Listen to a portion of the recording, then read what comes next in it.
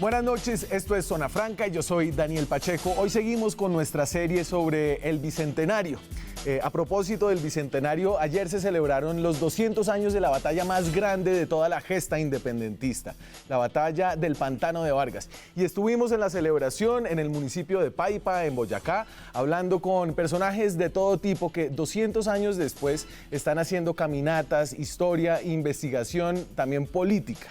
Y esto nos puso a pensar no solo en cómo fue ese proceso militar increíble de más o menos mes y medio, de finales de junio a principios de agosto de 1819, en el que el ejército patriota derrotó al ejército realista de José María Barreiro, nos puso a pensar también en la manera en la que años después se han recordado, recontado, reinventado todos estos hechos. Por ejemplo, el centenario de la independencia, las celebraciones que se hicieron hace 100 años, en 1919, fueron enormes, dejaron estatuas, monumentos y parques. El Parque de la Independencia en Bogotá, por ejemplo. Hace 100 años, las celebraciones de independencia sembraron grandes mitos acerca de la valentía y del heroísmo de nuestros próceres. Todo esto con un objetivo funcional: entregar en la independencia una narrativa de unidad que el gobierno conservador de esa época utilizó luego de la pérdida de Panamá, luego de la guerra divisiva de los 1000 días. Y esto nos hace pensar y preguntarnos cuál es hoy el motivo de este bicentenario. ¿Qué narrativa histórica busca o necesita Colombia hoy con su independencia? Y creo que la respuesta, volviendo un poco a cómo recordamos las gestas militares del 819, es que en este bicentenario hay que fijarse menos en los héroes como Bolívar o Santander y más en los otros factores y actores que hicieron que ellos pudieran tener éxito. Y en este sentido, hoy que hablamos de cómo fue esta campaña militar, vamos a tumbar algunos mitos. Por ejemplo, el mito del heroísmo militar de unos próceres. ¿No fue ese el factor determinante para ganar la guerra de independencia? Vamos a argumentar hoy. Fue en realidad la labor de miles de hombres y mujeres de Boyacá que acogieron a un ejército moribundo que cruzó el páramo de Pisba y le permitieron ganar la fuerza suficiente para derrotar al ejército realista. ¿Y por qué tumbar estos mitos en el bicentenario? Tal vez porque 200 años después el mensaje de unidad que necesita hoy Colombia no es el de las figuras políticas enormes, que más bien son bastante divisivas. Al contrario, hoy más bien el de un pueblo. Este es el mensaje que necesita Colombia, que incluso de forma desordenada y a veces caótica logra ponerse de acuerdo en algunos propósitos sin héroes sobrenaturales y con trabajo y con tesón saca las cosas adelante. Esa es la propuesta de bicentenario que les vamos a hacer hoy. Aquí arranca Zona Franca.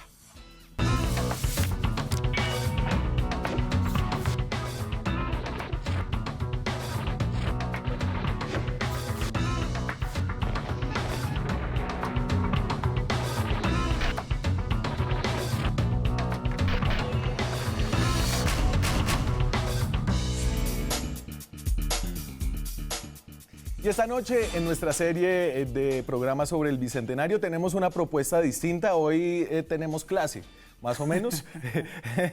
Clase con el profesor Daniel Gutiérrez, que es historiador de la Universidad Nacional de Medellín. Allá estudió historia, tiene un doctorado en la Universidad de París I y es hoy profesor de la Universidad del Externado y es el autor de 3 libros, entre otros este libro que narra de forma muy didáctica, muy bien escrita, todo lo que fue ese más o menos mes y medio de 1819. Daniel, es un gusto tenerlo aquí de nuevo. Daniel, muchas gracias por la invitación y un saludo a la teleaudiencia.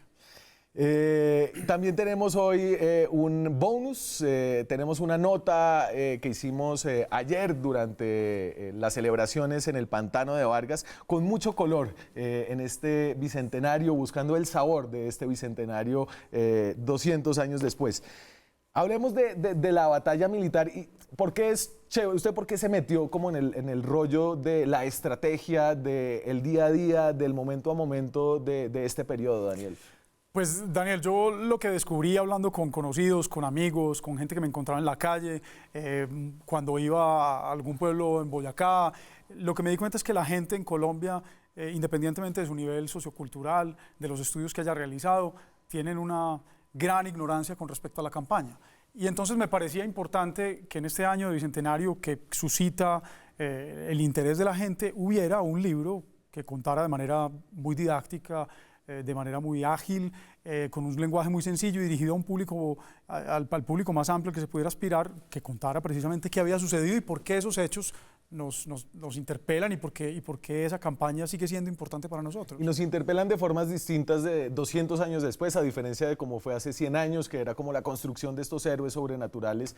Hoy creo que estamos buscando otras cosas. Claro, es que hace 100 años las circunstancias de la República eran muy, muy complicadas. Colombia salía de una guerra, la peor del siglo XIX, la de los 1000 días. Había habido la secesión de Panamá también. Y entonces se crea, entre otras cosas, en esos momentos, se crea una academia, que es la Academia de Historia, con el propósito precisamente de unir a través de un relato nacional, de unir a los colombianos que han estado divididos por la política. Y en esas circunstancias precisas saca un manual con el que estudiaron nuestros abuelos, que es el de Henao y Arrubla, que simplifica lo que habían contado ya de manera muy compleja los historiadores del siglo XIX. De hecho, usted en este libro, el pedazo sobre la batalla del Pantano de Vargas, es poco explícito porque lo que entiendo es que se sabe muy poco de cómo fue realmente la batalla del Pantano de Vargas. Claro, había un problema fundamental y es que este ejército, a diferencia de otros, por ejemplo el de Morillo sí tenía una imprenta portátil, era una imprenta pequeña que se podía llevar en el lomo de una bestia, de un caballo. En este ejército que me imagino que vamos a hablar de eso, sí, que es tan pobre y sobre todo lo caracteriza una gran precariedad, no tiene imprenta. Entonces los partes militares, usted se puede imaginar cómo los escriben para enviarlos a un lugar en donde sí haya imprenta. En este caso sería Angostura, muy, muy lejos. Entonces escriben partes que son supremamente escuetos porque saben que no van a tener la difusión esperada. Entonces hay una cantidad de inventos cuando uno va al Monumento de los Lanceros y le explican que entonces el coronel Rendón le dijo a Bolívar, yo voy a liderar la carga, y Bolívar le dijo, Rendón, salve usted la patria. Todo eso es pues medio carreta. Pues sí, yo creo que sí, la verdad. Yo creo que sí, evidentemente se fue creando un relato que era necesario también, sí, y hace parte de eso, efectivamente. De la memoria, no de la historia. Claro, porque también uno puede imaginarse lo que significa un campo de batalla, la cantidad de gente corriendo de un lado para otro, el humo sobre todo de los fusiles, porque hay pocos cañones, poca artillería. Pues, y entonces, claro, saber qué está pasando, saber controlar en un relato los movimientos de tantos hombres es muy complicado. Vamos al terreno, y este libro tiene una cosa muy interesante, y es que tiene mapas, y los mapas son fundamentales para entender la estrategia militar y cómo se movió eso. Y entonces le voy a poner el mapa un poco de la distribución del territorio que controlaban los rebeldes independentistas en los llanos orientales. Recuerden, entonces, estamos en 1819, después de la reconquista española. Entonces los rebeldes independentistas estaban en todo ese territorio que es amarillo, en los llanos orientales con salida por el Orinoco hacia el Atlántico. Los realistas, en el caso de la Nueva Granada, estaban donde está esa mancha rosada, que esa es la tercera división, ¿cierto? Si no me equivoco. Correcto. Y los otros ejércitos realistas estaban en Venezuela, en la parte de más al norte, hacia Caracas, en la región, digamos, de mayor población que tiene Venezuela. Sí, uno lo que ve en este mapa sobre todo es que la guerra hasta ese momento se ha librado en territorio venezolano. Entonces esas otras divisiones que están ahí en gris, en naranja, sí, en morado y en ese verde claro, esas divisiones componen una especie de arco que lo que buscan es contener precisamente el avance de las tropas venezolanas, cuyo objetivo lógicamente es la toma de Caracas. Y en 1818, que todo esto empieza de alguna manera en 1818, Bolívar y los insurgentes, como les decían los realistas, intentan tomarse nuevamente Caracas y se salda con un gran fracaso militar.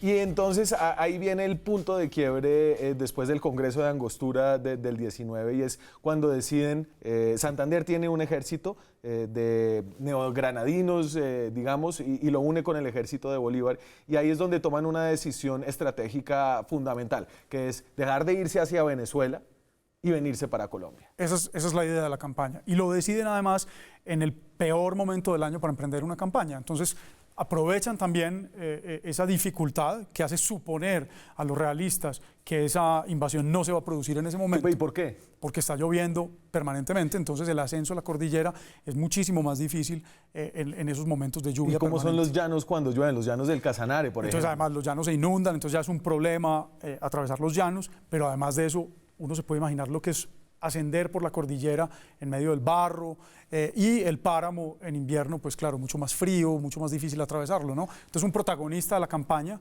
y un protagonista del libro es la lluvia, porque llueve permanentemente, no deja de llover. Y la correspondencia que tenemos y que fue recopilada muy juiciosamente para el sesquicentenario nos muestra esa realidad, que está lloviendo todos los días, en los partes militares, en las cartas que se escriben, es la lluvia, la lluvia, la lluvia permanente. La lluvia que hoy nos hace miserable la vida algunas veces cuando ya existe el caucho, cuando ya existe el plástico, ¿cómo habría sido en el siglo XIX? Sí, sobre todo que hay que pensar en una cosa que es absolutamente sorprendente. Hay una cantidad de personas que se han ido a ese refugio que representan los llanos del Casanare y los llanos venezolanos, porque son personas que no quieren llegar a ningún tipo de acuerdo con los realistas que han tomado el poder de estos territorios de Venezuela y del Nuevo Reino. Y esa gente empieza un proceso largo de varios años en los que se van quedando prácticamente desnudos. Y entonces, para cubrir su desnudez, recurren a taparrabos hechos con hojas de palma. Y la gente que llega, de los soldados que llegan de los llanos al altiplano, van vestidos de esa manera, o sea, no tienen camisa. Y es que hoy la ropa es increíblemente barata y accesible incluso para la gente más pobre, pero eso no era así en el siglo XIX, es decir, la ropa era un artículo del tejido, era un artículo caro, casi que de lujo. Claro, y sobre todo que como la restauración de la autoridad monárquica en el Nuevo Reino y en Venezuela supuso también la llegada de ejércitos considerables y de reclutamientos muy grandes. Estos señores están desesperados por conseguir cualquier pedazo de ropa para vestir a sus soldados.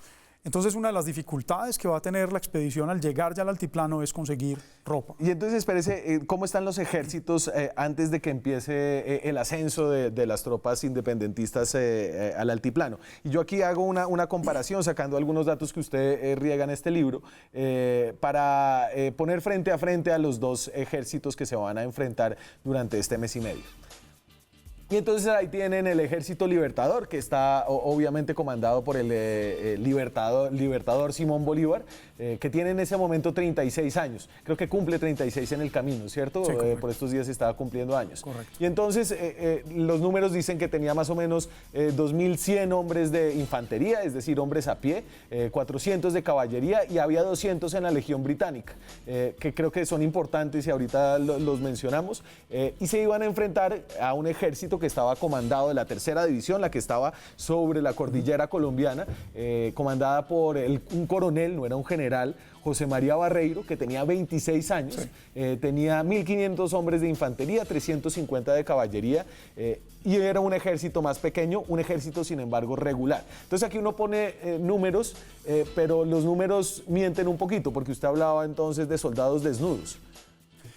Claro, es que está la dificultad precisamente de que esta gente que llega a esta expedición, que quiere aprovechar la sorpresa, que se mueve con mucha celeridad, que hace esa subida tan complicada, llega en muy mal estado.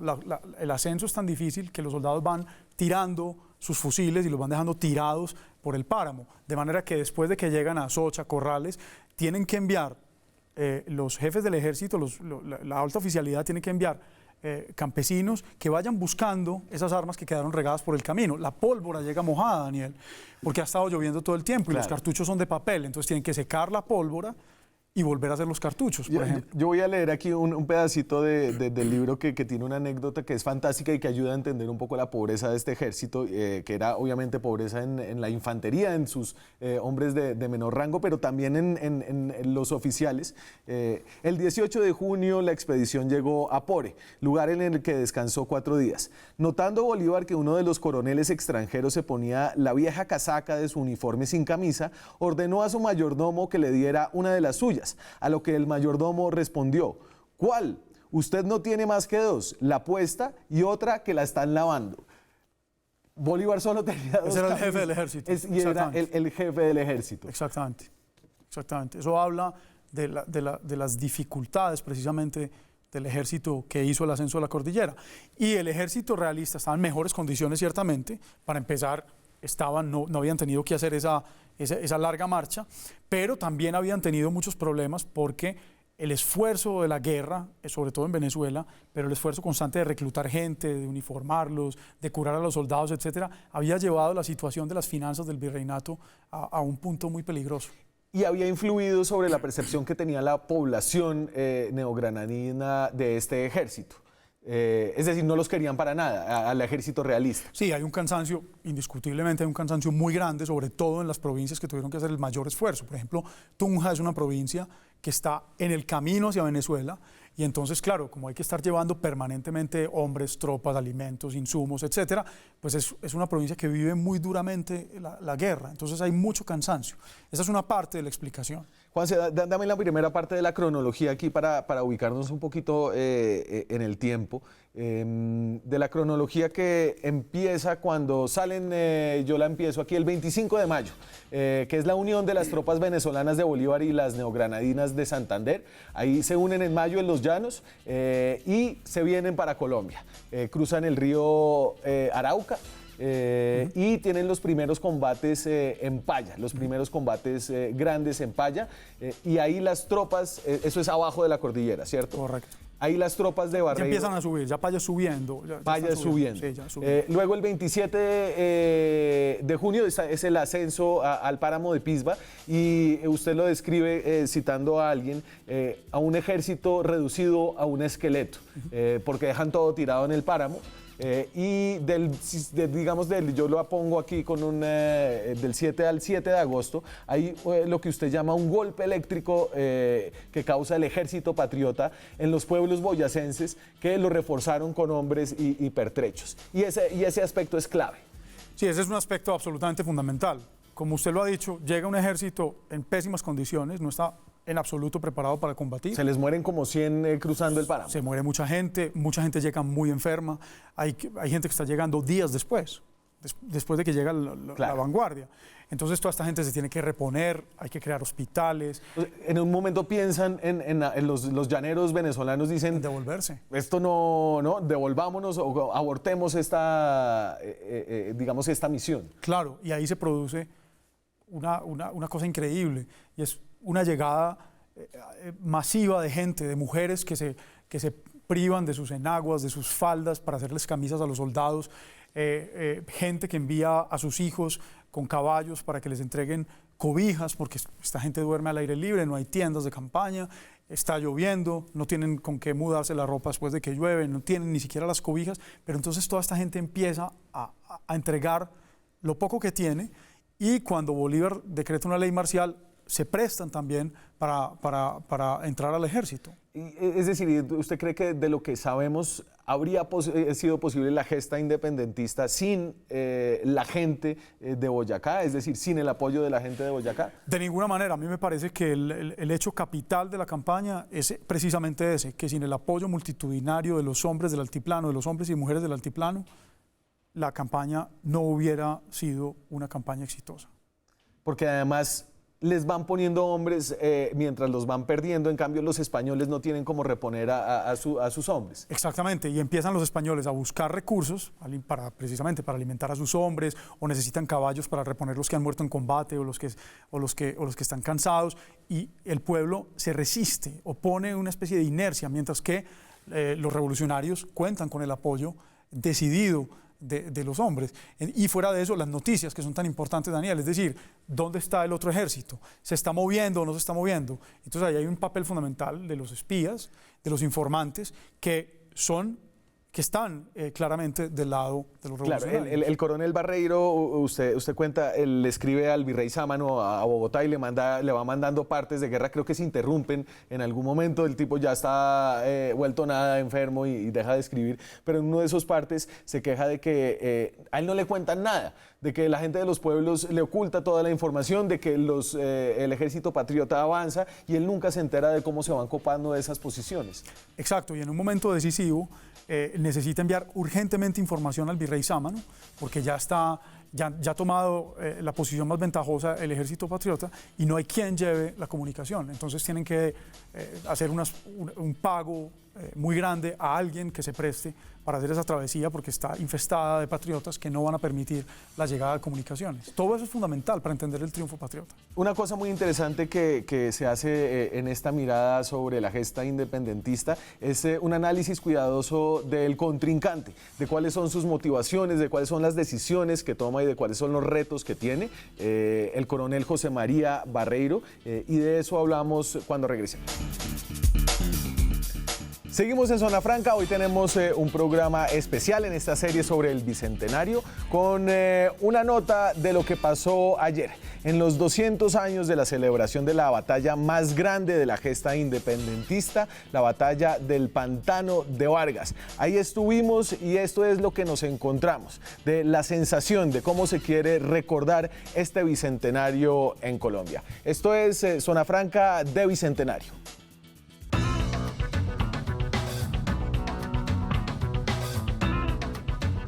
Estamos hoy en el Pantano de Vargas, en el departamento de Boyacá, donde acá, exactamente hace 200 años, se libró una de las batallas más importantes de la gesta independentista. Hoy vamos a medir qué tal está el espíritu patrio en este Bicentenario.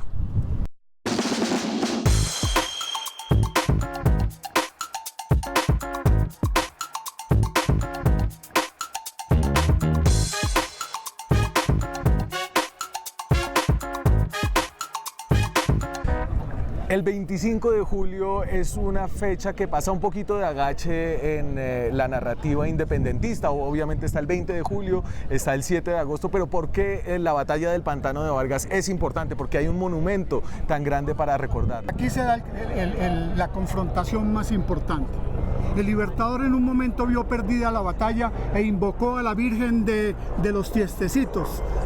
Era la Virgen de Tutasá. El general Bolívar en su momento se ve diezmado y dice, estamos perdiendo la batalla.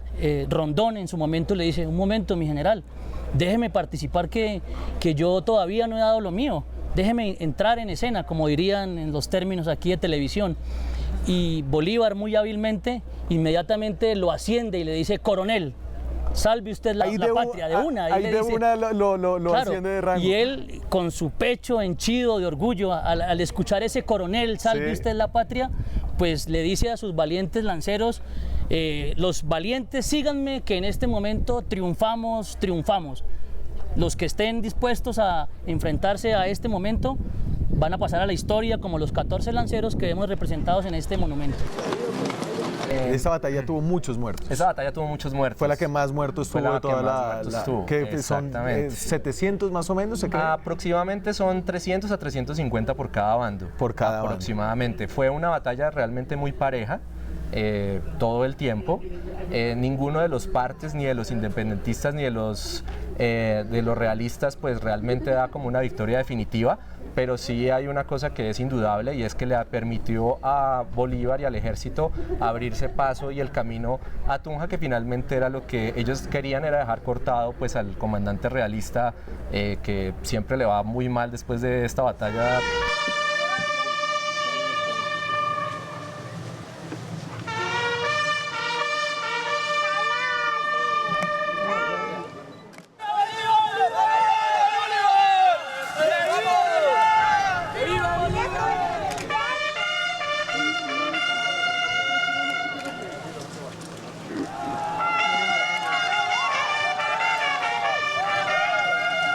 Después de cruzar el páramo de Pisba, el ejército patriota llegó vuelto nada. Sí, ¿no? Era un cuerpo moribundo. Un cuerpo moribundo. Así lo calificó. ¿Y quién lo revivió?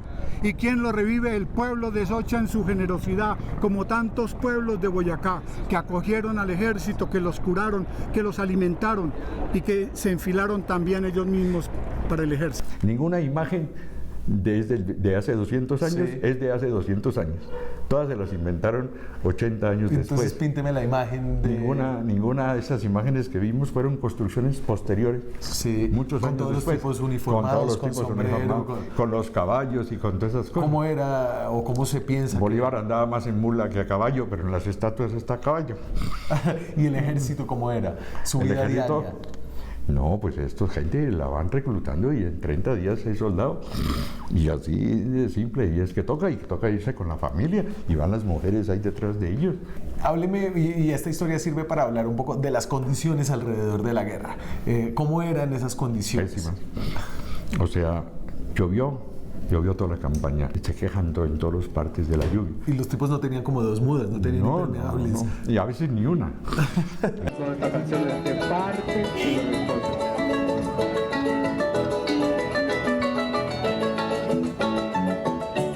El profesor Alberto Sabogal lleva más de 50 días caminando desde el llano por la Ruta Libertadora. Bueno, realmente hoy completamos 52 días desde que salimos de Arauca, Puerta de la Libertad, que el 4 de junio. A pie, o sea, no hubo bus por ahí metido. No, nosotros todo el recorrido lo hemos hecho a pie porque somos caminantes de vieja data.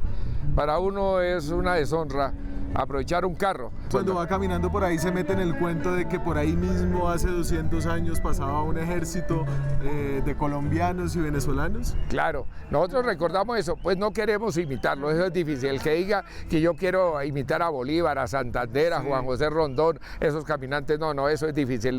Ellos fueron unas personas irreemplazables. La verdad es que subiendo al páramo de Pisba llegaron absolutamente sin nada. Lo que hizo Boyacá fue vestirlos y alimentarlos y prepararlos para que se enfrentaran en estas dos batallas que siguen. Pero ya al venir acá a Boyacá, la gente los apoyó. Por ejemplo, al bajar de Socha después del páramo de Pisba, esta Matilde Anaray, una muchacha, los llevó a la iglesia con el curita de esa época, les dio ropa, les dio vestido. En Socha? En comparación de esa época, a los ministros nos recibieron muy bien porque en esa época no había celular, no había cámara de la que usted me está filmando. La gente de Boyacá todavía siente la pasión en Boyacá se vive mucho y aprecia estos. Claro, eso sí, la gente de Boyacá siempre ha sido muy cariñosa. Nosotros en Arauca decimos pija, pija, y aquí nos toca decir es su merced.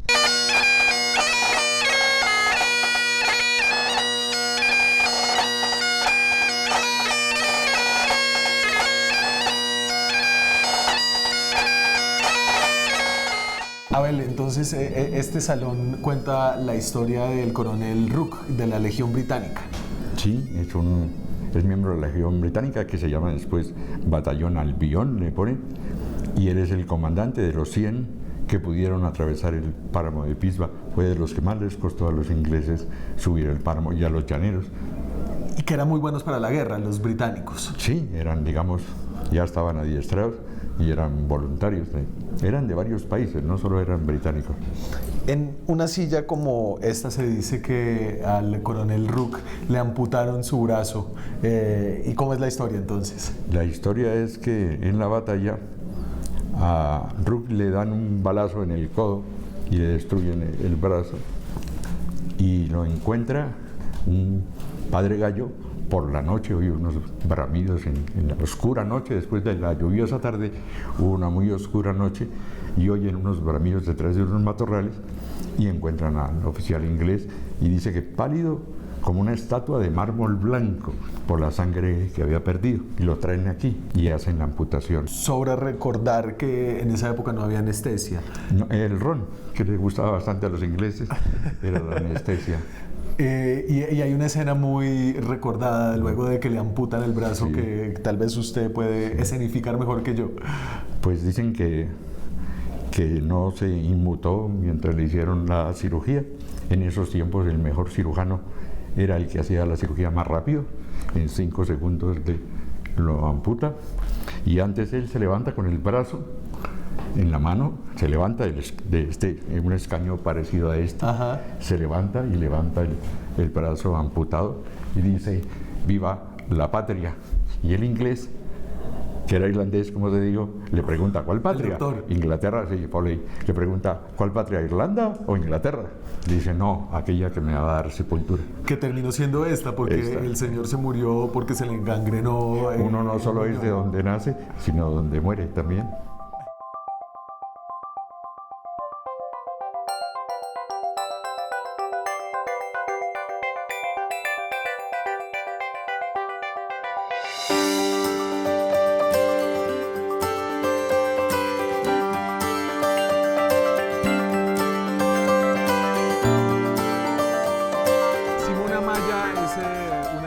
figuras femeninas que está un poco olvidada en este relato independentista. Simona Maya de Paya se vistió de sargento, comandó un grupo de soldados, puso voz de mando de cañón y esos soldados le obedecían con respeto y decisión. El fragor de la batalla se contempla en el estero, suena el clarín victorioso y se gana la colina, pero su trenza y corpiño descubren al gran guerrero. Es Simona mi sargento, es mi sargento heroína. Pero se le abre su guerrera granadina y se le manifiesta un seno.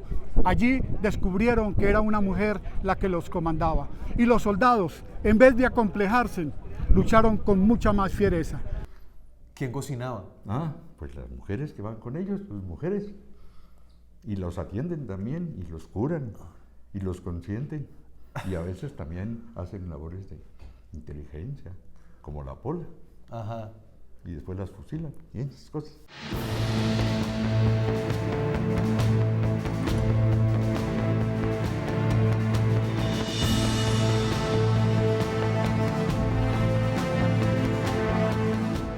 Hábleme del monumento. Esa monumentalidad ya pasó. Hoy nos corresponde es hacer monumentos de conciencia para que el pueblo colombiano hoy se levante de aquí en adelante, conociendo su historia, su pasado glorioso, para que realmente nos sintamos de ser boyacenses, de ser colombianos o de ser bolivarianos. Hace 100 años, para la celebración del centenario, había una necesidad muy grande. El centenario sucede posteriormente a la pérdida de Panamá, y había un sentimiento muy grande por generar una cohesión nacional a través de las figuras de los héroes. El gobierno en ese momento conservador utilizó a los héroes más jóvenes, con lo que también pudieran hacer héroes pedagógicos, La Pola, Ricaurte y Girardot, y al frente, alrededor de ellos construyeron una serie, digamos, se volvieron simbólicos, se volvieron como los mitos, digamos, de la República. De parte de la Fundación, esta mención de honor y una medalla. ¿Que en 200 años va a haber colombianos que van a seguir haciendo la ruta del Libertador? No, es difícil. La gente hoy día, sobre todo los jóvenes, la mayor parte de eso traemos son viejos casi sacados del ancianato. Los jóvenes no quieren caminar. La juventud no sé qué, no quieren ir en moto, en carro, en bus y en avión. Pero esta es la última que usted hace, digo. Sí, yo ya tengo programado retirarme por la puerta grande. ¿Ya tiene su sucesor?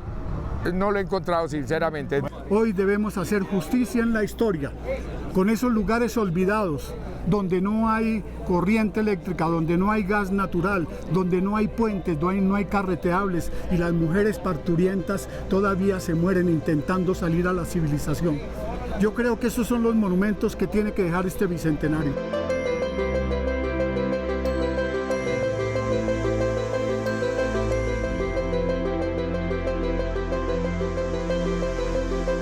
Mire que aquí ya en el Pantano de Vargas, usted al subir la parte donde está el monumento a los lanceros, Bolívar tenía 36 años. Sí. Y si usted vuelve y se regresa, da 72, que es la edad que yo tengo, 72 años. Y hay algo importante, 52 días caminando, volteemos los números y da 25, o sea 25 de julio, vea cómo son las cosas.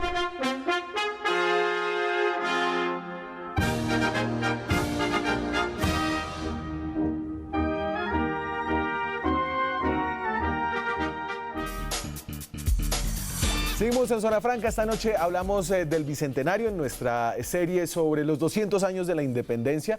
Hablamos de la campaña militar que se dio entre finales de junio y principios de agosto de 1819. El mes y medio en el que ganamos la independencia. ¿Usted qué opina, antes de que volvamos al tema de cómo ha sido esta celebración de Bicentenario de parte de los órganos oficiales? Pues a mí la verdad me parece un poco decepcionante, ¿no? Me parece un poco decepcionante. Visitar, por ejemplo, los campos, usted estuvo ayer en el del Pantano de Vargas, pero visitar también el de Boyacá da mucha tristeza, está todo en muy mal estado, ni siquiera eso.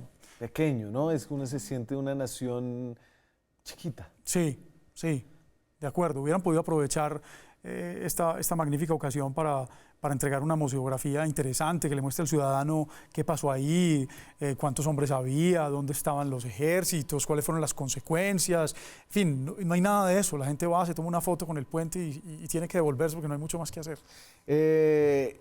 Volvamos y hablemos un poquito sobre los españoles, que sobre los españoles además creo que hablamos muy poco.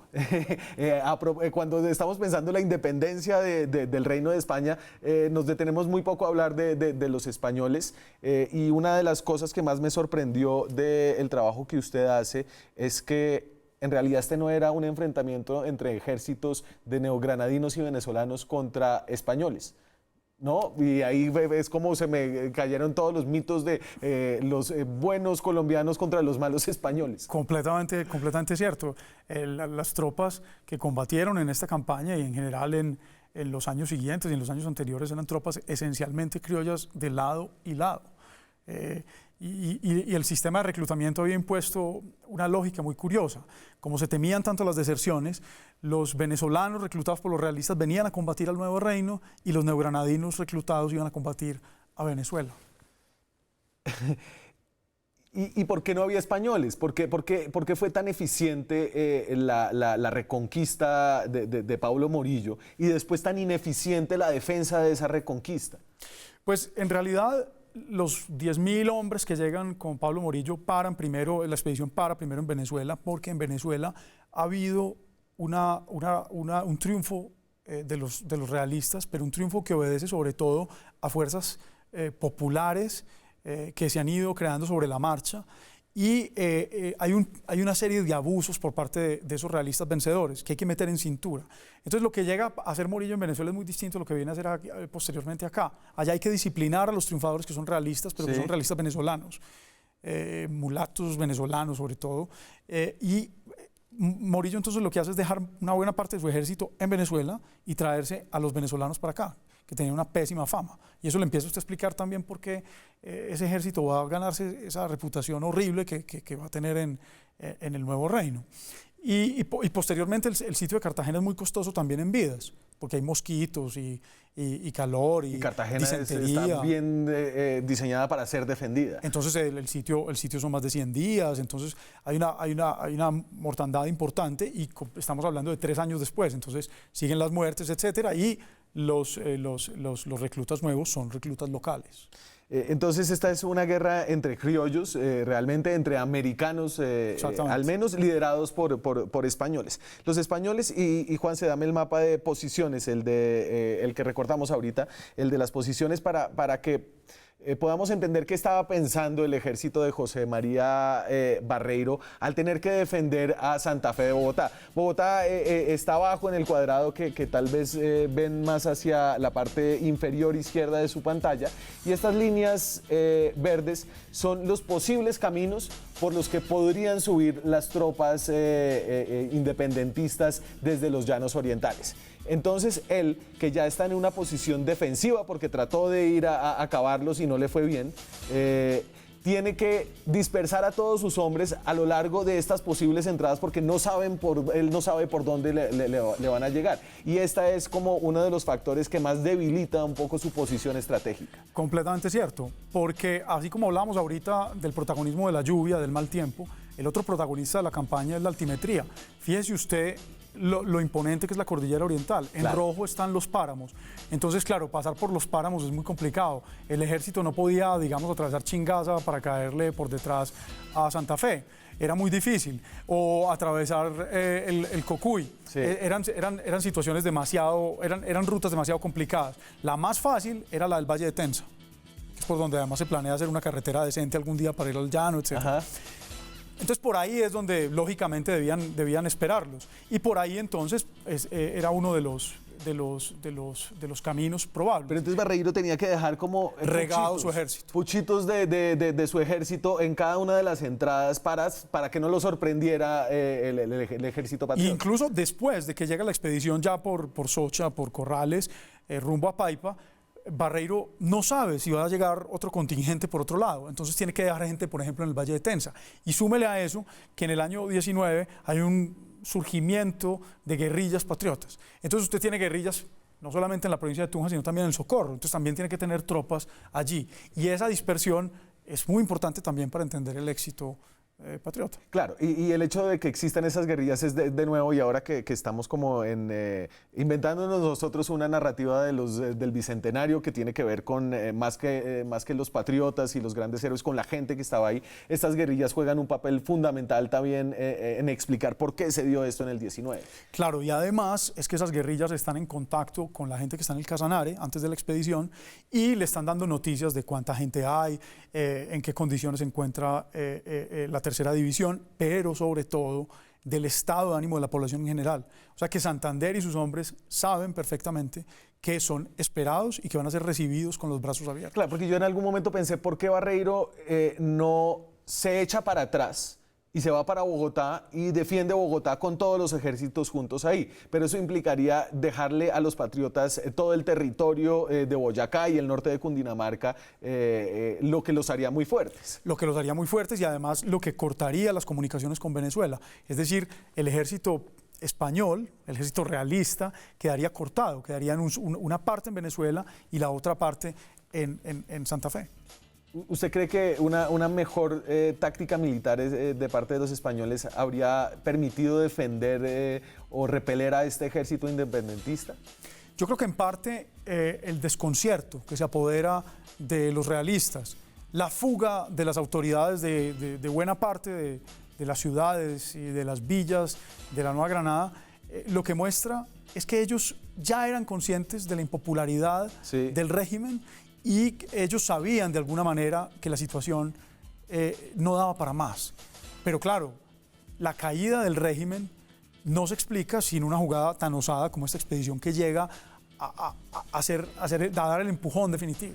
Me voy a la pausa, pero entonces ya estamos sobre el altiplano cundiboyacense, ya tenemos a unas tropas realistas y unas tropas independentistas en una serie de batallas. ¿Cómo se da el golpe de mano final que permite la captura de toda la cúpula militar del ejército realista? Eso cuando regresemos. Seguimos en Zona Franca, estamos en un nuevo especial, en una nueva serie sobre el Bicentenario, hoy hablando sobre la gesta independentista, estas palabras debieron haberse sido como inventadas en la celebración de hace 100 años, que son grandes palabras. Tenemos a los dos ejércitos sobre la cordillera, dos ejércitos en pugna. Esta es la cronología un poco de esos días después. Los primeros combates sobre la cordillera ya en Gámeza, el 9 y el 11 de julio. Ahí hay grandes pérdidas del ejército patriota, ¿cierto? Pero como son más que los realistas, que además se gastan la munición y eso ayuda mucho porque se les acaban las municiones. Luego el 25 de julio tenemos la batalla, la gran batalla, la batalla del Pantano de Vargas. El 4 de agosto la toma de Tunja por parte del ejército patriota y ese es un golpe estratégico. Ahí ganan insumos, fusiles y más gente. Y el 7 de agosto la batalla de Boyacá. Realmente es una campaña corta, ¿no? Es una campaña corta y la última batalla es una batalla también muy corta, que dura apenas 4 horas. Los realistas han implorado por artillería, les llegan unos pequeños cañones, creo que son 3 si mal no estoy, y uno de ellos después del segundo disparo pierde la cureña, que es el armazón de madera que lo sostiene, de manera que queda inservible, ¿no? Usted dice que cuando caracteriza esta guerra, que esta es una guerra más de machetes y bayonetas que de balas y de fusiles. Exacto, exacto. Sí, porque primero, imagínese usted la dificultad que hay estando tan lejos de los puertos y estando en las condiciones financieras, tanto los realistas como los patriotas de que hemos hablado ya en varios momentos de esta entrevista. Imagínese usted lo que significaba entonces tener fusiles viejos, descompuestos, que era muy difícil reparar, que eran de distinto calibre porque habían sido comprados en distintos momentos. Todo esto hacía que el uso de las armas de fuego fuera muy complicado y la escasez de la pólvora que usted ha mencionado. O sea, no es como una guerra de esas napoleónicas, sino más bien una guerra semimedieval, lo que se libra hace 200 años. Bueno, en ese mismo momento, por ejemplo, piense usted que en 1792 en la batalla de Valmy hay 90.000 personas combatiendo. Eso le muestra a usted las dimensiones digamos, pues claro, eso es Francia, son Sí. ejércitos europeos, etcétera, reinos mucho más poblados. Este es un reino con menos gente y efectivamente son ejércitos pequeños, pero las consecuencias de esa campaña son enormes y no solamente lo son para Nueva Granada o Venezuela, sino para el continente entero. Claro, aquí se inicia un poco el proceso de independencia que se va a regar por todo Sudamérica. Exactamente, claro, porque luego del triunfo increíble en Boyacá, pues se puede llevar la guerra entonces también a Venezuela. Y con eso terminamos. Vamos a cómo es el triunfo en Boyacá y entonces aquí hay todo un juego de cómo las tropas independentistas que vienen del norte quieren ganarle la espalda a los realistas, ¿no? Cortarles el camino a Bogotá. Y aquí esta es un poco la ruta que toman los dos ejércitos después de la batalla del Pantano de Vargas. El camino va por el río, más o menos, ¿o no? El camino real. Pues mira, hay dos rutas que usted ve más o menos ahí. Una que es la que sigue inteligentemente el Ejército Libertador. Que es el que tiene la línea negra. La línea negra continua. Esa línea negra continua lo que muestra es una jugada estratégica nocturna. Se mandan prender las candeladas que hacen suponer al enemigo que está al frente que los patriotas permanecen en el sitio, cuando en realidad lo que están haciendo es marchando de noche para llegar a Tunja. Dejan las candeladas en un sitio y siguen caminando para engañarlo acerca de sus movimientos. Exactamente. Exactamente, y entonces el enemigo, los realistas, toman el otro camino por la otra orilla del río, sí, para tratar de llegar también e interponerse entre el ejército patriota y Santa Fe, para proteger a Santa Fe, donde está el virrey, donde están las autoridades de la monarquía. Y logran primero llegar a Motavita, cuando pues Motavita queda encima de Tunja, ¿cierto? Sí. Y entonces el problema es que no han logrado todavía tomarles la retaguardia, pero además de eso, los patriotas están ya en Tunja y en Tunja encuentran provisiones de todo tipo, encuentran telas, encuentran comida y están en una ciudad, pueden dormir mejor, etc.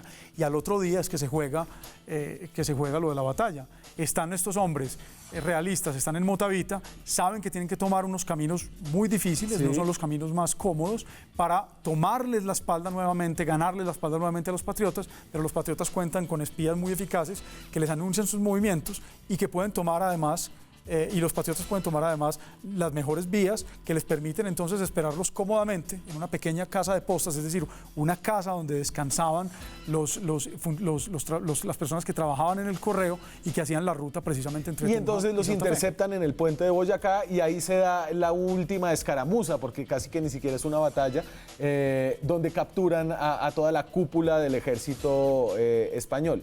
Correcto. ¿Y qué hacen con los soldados? ¿Qué pasa con los soldados realistas luego de que se quedan sin cabezas y sin oficialidad? La inmensa mayoría de los soldados que combaten en Boyacá pasan inmediatamente al ejército patriota y se van a convertir en los meses y en los años siguientes en libertadores. O sea, el ejército español se vuelve... Así es. Se vuelve ejército independentista. Así es. Y aquí no hay duda sobre su lealtad o no hay realmente lealtades. Estos son como unos ejércitos de gente reclutada a la fuerza, básicamente. Exactamente, es gente reclutada a la fuerza y bueno, saben que lo que les espera con el ejército vencedor, que está ganando terreno rápidamente, es mucho mejor que aventurarse para defender un sistema, una monarquía que parece contar con muy pocos apoyos en el virreinato. Y entonces, y hablábamos, y para terminar, de la onda expansiva que genera esta victoria en los campos de Boyacá, y usted la mapea de esta forma. Y es importante esto por la amplitud de lo que se gana. Lo verde es lo que queda, digamos, bajo control de los ejércitos independentistas después de la victoria del puente de Boyacá, y lo que no queda bajo el control de los ejércitos independentistas. Entonces, el 7 de agosto vamos a celebrar la independencia de toda Colombia, pero todavía faltaba mucho para la independencia de Colombia luego de las batallas de Boyacá. Exactamente. El territorio que está en verde, Daniel, es el territorio que cae en manos de los patriotas sin echar un tiro después de Boyacá. Es un territorio que va desde Popayán hasta los límites septentrionales de Antioquia, hasta el norte de Antioquia, y que va desde el Pacífico hasta Cúcuta. Es un territorio muy extenso, pero efectivamente lo que falta es muchísimo. Falta todo el Istmo de Panamá, faltan las provincias de la costa caribe y falta también el sur de la gobernación de Popayán, que va a ser supremamente realista hasta 1824, o sea que queda mucha guerra por delante. Y eso me encanta porque nos queda mucho bicentenario por delante. Además, después del 7 de agosto no se acaba un poco este ejercicio de conmemoración que dura. ¿Cartagena cuándo se retoma? ¿En el 20 y pico? Sí, el 21. Sí. Sí. O sea, se demora 2 años más claro. En consolidar un poco las victorias que nosotros nos imaginamos a veces como finales de la batalla de Boyacá. Exactamente, sí. Y bueno, y me tocará leerme otro libro para poder contarles esto. Termine, ¿con qué quiere terminar? Pues quiero terminar tal vez con lo único que nos faltó tocar, es que una de las consecuencias más importantes de la batalla es que permite la creación de una república supremamente extensa que une los territorios de la antigua Capitanía General de Venezuela y del Virreinato del Nuevo Reino, y a la que se le va a dar el nombre de Colombia. Y esa República de Colombia es una república supremamente extensa que va a jugar un papel muy importante precisamente en la exportación de la revolución a otros territorios como el Perú, por ejemplo. Esta historia que usted cuenta está llena de precariedades, de avatares, que al final a uno le dejan la sensación de que esto pudo no haber sido en 1819. Pudo no haber ido de esta manera la historia que hoy nos contamos, si no hubiera habido una confluencia de factores como la lluvia, como el apoyo popular, como el desprestigio de las tropas españolas y me imagino que algo de suerte. Exactamente, completamente de acuerdo, me parece un muy buen resumen. Y con eso me voy. Daniel, muchas gracias por ayudarnos a recordar de forma distinta. A ustedes muchas gracias por acompañarnos en este viaje histórico también. Nos vemos la próxima semana con más periodismo, con más debate, con más opinión. Chao.